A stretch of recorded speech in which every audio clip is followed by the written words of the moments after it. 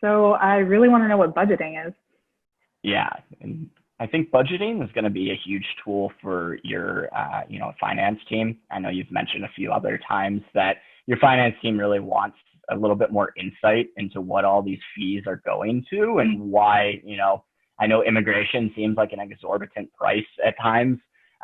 This is going to be a great tool to kind of provide some helpful data and a really visual tool so that they understand what we're working with in terms of these prices.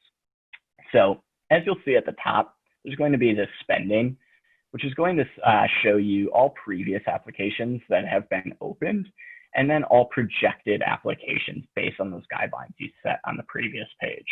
As you'll see, we're going to use green to indicate paid invoices, yellow for those due invoices that are pending and have already been sent over to you.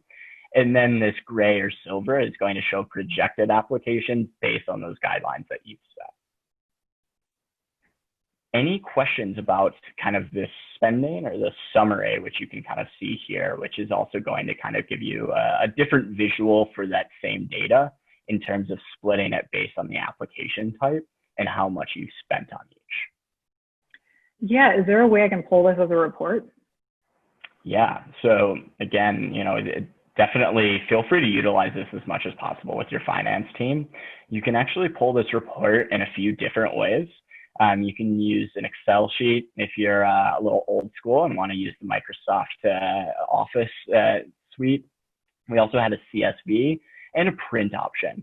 All three of these should pull fairly similarly in terms of the actual layout of that data, but we just wanted to give a few different options so that you can save that properly and kind of meet your internal tools and resources. Cool. So I see a lot of projected costs. How are those calculated?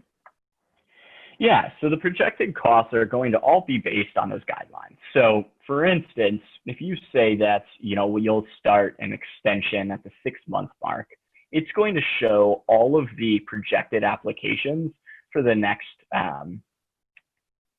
year, I believe, for 18 months, based on those projected applications.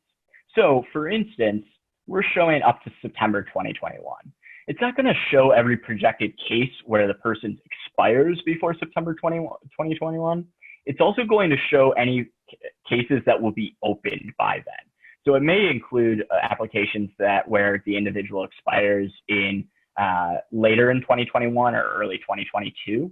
So it's really based on the projected applications based on these guidelines rather than anything set in stone or any cases that have been previously opened.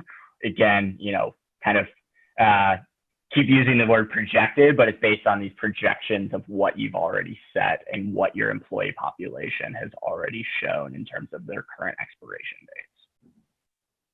Cool.